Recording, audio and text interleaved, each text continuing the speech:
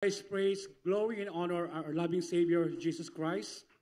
We give double honor to our beloved parents in the Lord who remember and cherish the blessed preaching and teaching of our dearly beloved and honorable Pastor Evangelist Wildy Almeida and beloved Assistant Pastor Lina C. Almeida.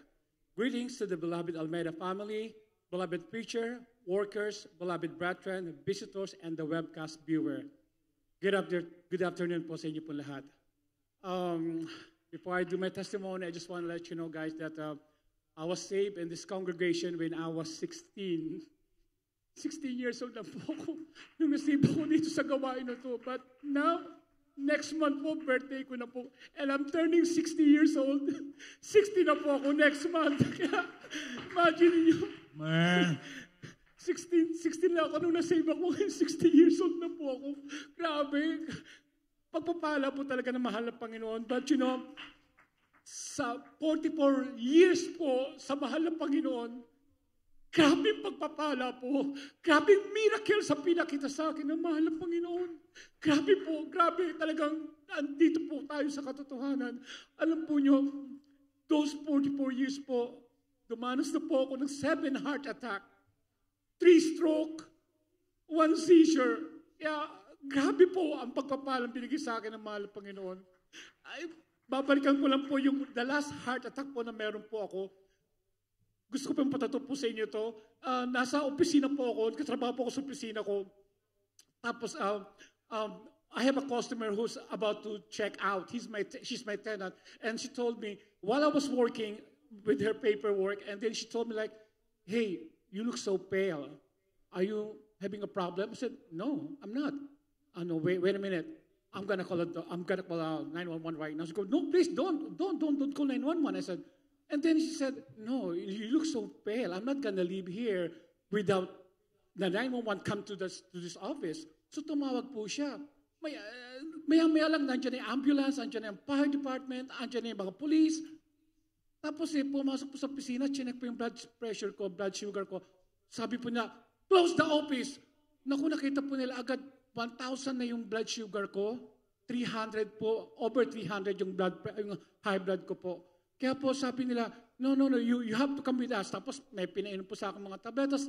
Sinakay po nila ako sa ambulance. Kahit po ayoko po, talaga pong pinasarap po nila yung opisina ko po. And then, when we get to the hospital, hindi naman po kinagalaw ng mga nurse. Nung nakita ng doktor na my blood pressure is 300 over 300 and my blood sugar is 1,000, the doctor told to the nurses who's attending me, she said, don't touch him, he's about to die. That's what the doctor said. Sabi ko, oh my God, ba't sinabi ng doktor yun? Tapos dinala po ako sa ICU sa 7th floor, and then pinapatingnan po lang kung bababa pa yung dugo ko, yung blood pressure ko, but it doesn't go down. Kaya sabi ko, paano nangyari? Bakit ganito? Tapos po, nung sabi sa akin, kailangan na daw po akong dalhin sa operating room. Kasi po, pag hindi daw po ako nalagyan ng stent sa heart ko, maaaring mamamatay na po ako. So, sa madaling salita po, nangyari na po yun. Nagawa po nila, nalagyan nila ako ng stent sa heart ko. And then when they're done, I went back to the room sa ICU. Almost 1.5 months po ako sa hospital sa San Francisco. And then when I got there, my doctor talked to me and said, do you have any family here? So I said, no. I said, not here, but my brother is in Chicago. I said, because that time po, my brother he's preaching in Chicago. So I said, why? What happened? We need to talk to your brother. I said, why? I said, we cannot tell you alone. We have to talk to your brother. I said, no, why don't you tell me? I said, I can decide for myself. Only me and my brother here. So better tell me now what's going on. And then my doctor said, no, we have to talk to your brother. So I text my brother in Chicago. I said, Kuya, we have to talk to you now. You have to come here in the hospital. Kuya ko po ay pupunta ng hospital niyan eh. Ayaw po niya pupunta ng hospital. Basta gusto lang po ng kuya ko magpipray na lang po siya. Ayaw po niya pupunta ng hospital. And then po, nung dumating po si kuya, after one day, dumating po si kuya, mayroon po siyang jet lag and everything. And then the doctor talked to us. And here's the doctor told me. The doctor said, you know, don't be surprised. There's still a solution on this one, but I just want you to know that you have cancer. I said, what? Cancer? Sabi ko, why am I gonna have a cancer?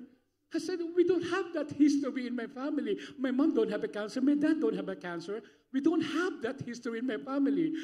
And the doctor said, you have 2 cancer. I said, what? How did it happen?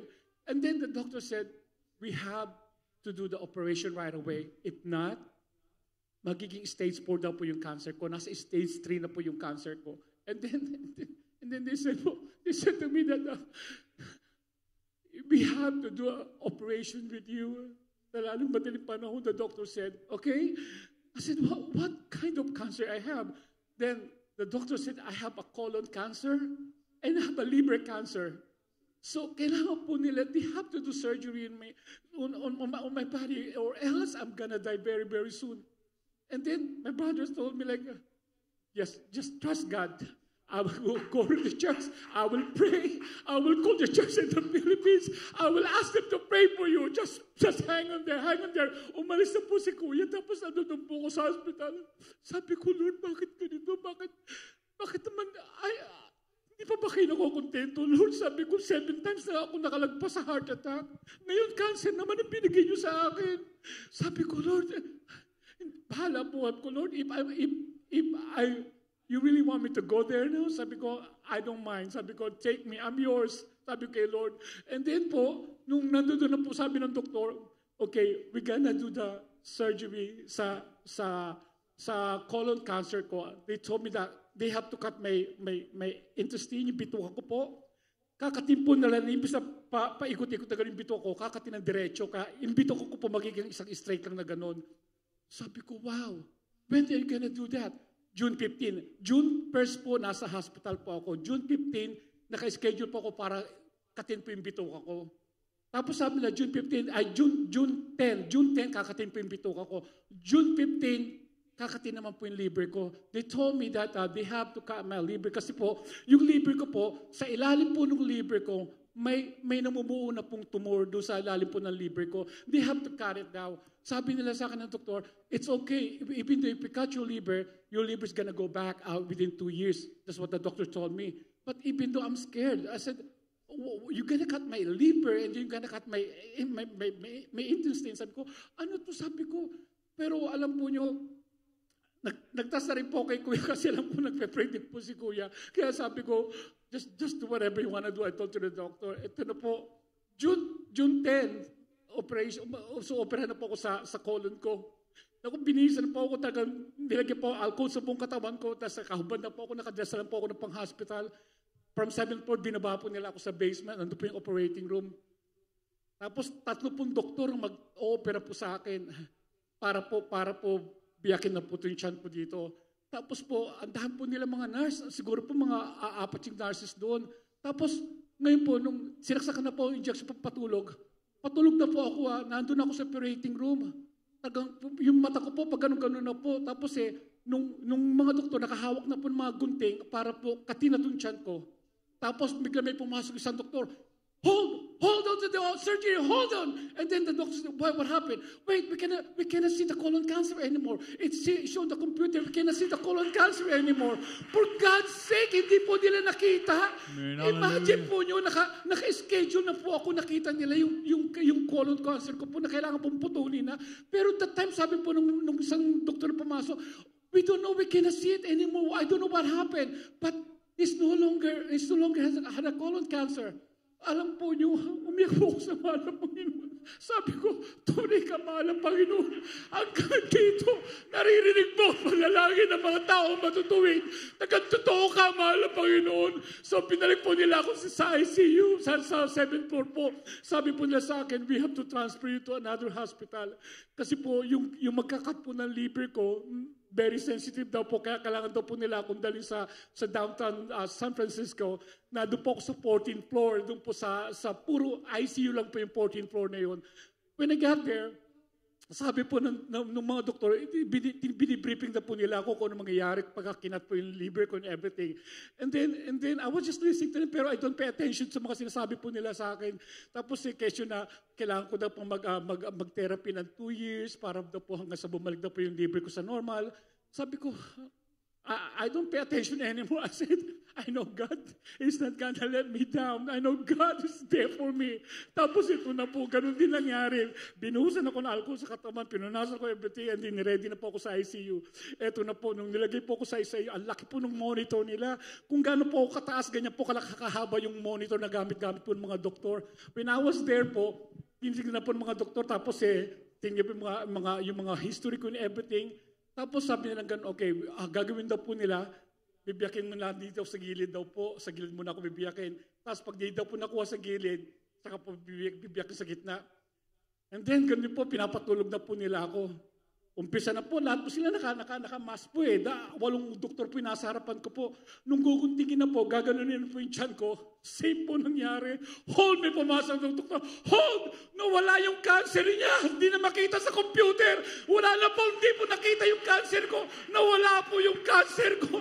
Puri po, mahal ang Panginoon. Hindi po nila nakita talaga. Sabi nila, what happened? What happened? And then sabi po ng doktor, this guy has something, has a bad spirit. Kasi daw po nawala daw po yung colon cancer ko. Nawala naman yung liver cancer ko. Hindi na po nila makita. Sabi nila, my God, what's wrong with these people? And then I told to the doctor, I told you, I'm Christian. I'm one of God's children. Hindi ako papabayaan ni Lord. Amen. Hindi ako papabayaan ni Lord. Alam po nyo, nung nawala na po magating po, sabi ng mga doktor sa akin, you are very, very lucky person, and I don't know why. We saw in the computer that you have a cancer. It's been there for a week. But now it's gone. How did that happen? I said, I don't know. I have no idea. But all I know is I have a marvelous God. I have God who loves us. I have God who will never let us down. Kaya po hanggang ngayon buhay pa rin po ako. Kung di ko po alam kung ano po nangyari sa akin. I have 7 heart attack, 3 stroke, 1 seizure, and then 2 cancer. Nalagpasan ko po lahat yan sa pangalan po ng mahal na Panginoon. Tunay po na ang tanging mahal na Panginoon lang ang pwede po magpagaling po sa atin. Wala pong iba. Mahal na Panginoon lang po. Kaya siya lang po ang dapat natin pagkatiwalaan. Siya lang po ang gagawa sa himala sa buhay po natin. Imagine niyo po, cancer ko, 2 cancer ko nung wala po. Nang ganun-ganun lang po. Totoo po ang mahal na Panginoon. Ang lahat po ng kapurihan para lang po sa mahal na Panginoon. Thank you po. Praise God. Hallelujah. God bless you, beloved.